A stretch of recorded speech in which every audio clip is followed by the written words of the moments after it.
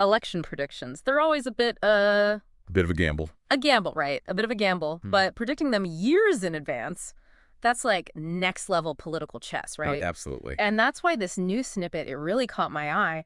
We're diving into President Marcos Jr.'s recent endorsement of, get this, not one, not two, but 12 senatorial candidates. Wow. And guess what? The election isn't until 2025.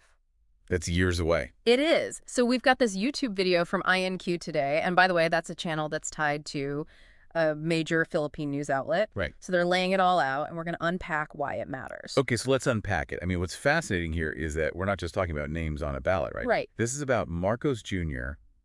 potentially shaping the Philippine Senate years before the election even takes place. Yeah. And okay, so for those of us who don't have the Philippine Senate structure memorized, like, what's the big deal? Why should we care who these 12 candidates are? Right. So the Philippine Senate, it's not just a rubber stamp. Okay. For the president's agenda, they hold real power. Right. They can block bills, they can launch investigations, they can even initiate impeachment proceedings against the president. Oh, wow. So these endorsements, they're strategic. They're about building alliances now for a smoother second half of his term. And let's not forget, I mean, these are midterm elections, right? Yeah. So that means they happen smack dab in the middle of Marcos Jr.'s term, which, has huge implications for the second half. Huge, precisely. These elections are a referendum on his first few years in office and a strong showing from his endorsed candidates that could give him the momentum he needs to really push through his agenda. Now, I got to admit, when I saw this list of 12 names, and there were returning senators, a few, familiar family names in there, even a mayor, Oh, yeah. it felt like a whirlwind. Are there any names that stand out to you as particularly significant? Yeah, a couple for sure. You've got candidate 1, known for X, Right. right? And then there's candidate 2, previously aligned with Y party.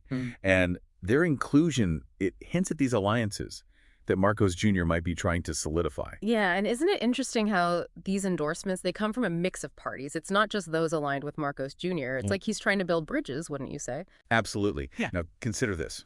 Coalition governments, they've been somewhat of a norm in the Philippines. Okay. The country has a history of fragile multi-party systems, which makes coalition building essential for any president hoping to push through their agenda. So Marcos Jr. securing kind of early support across party lines, that could be a sign of some pretty astute political maneuvering. It could be. It Yeah. could be. Or it could be a recipe for future political clashes if those alliances fray. It's a delicate dance. Yeah, it is.